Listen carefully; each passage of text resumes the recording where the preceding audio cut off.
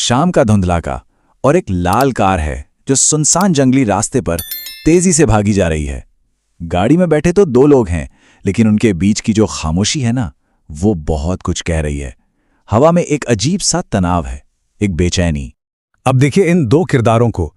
एक तरफ है रघुवीर प्रसाद, बाहर से देखने पर एक बड़े नेता, गरीबों के हमदर्द, मतलब एक आदर्श छवि।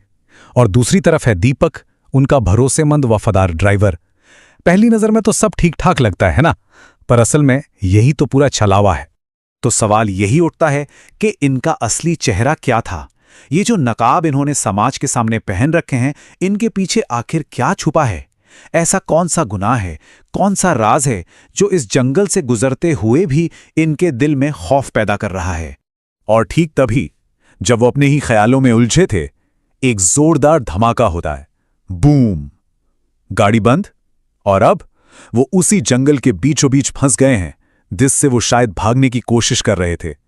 और सबसे डरावनी बात, अंधेरा बहुत तेजी से बढ़ रहा है। तो अब क्या करें? गाड़ी खराब हो चुकी है। तभी उन्हें याद आता है रघुवीर का एक पुराना वीरान घर जो इसी जंगल में कहीं है। तो फैसला होता है कि पैदल ही निकला जाए। लेकिन एक मिनट, वो अपने साथ एक हथियार भी रखते हैं। ये छोटी सी बात उनके अंदर के डर को, उनकी घबराहट को साफ साफ दिखा देती है।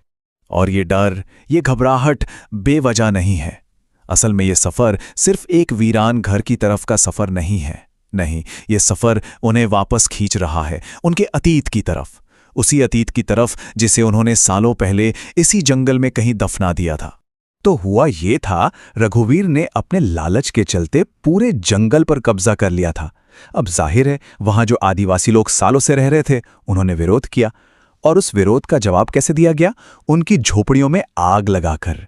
ये एक सोचा समझा क्रूर अत्याचार था, जिसकी वजह से ज्यादातर लोगों को अपना घर, अपनी जमीन, सब कुछ छोड़कर भागना पड़ा। और ये रही वो बात जो सब कुछ साफ कर देती है। दीपक खुद कहता है कि ये सब उसने रघुवीर के कहने पर किया था।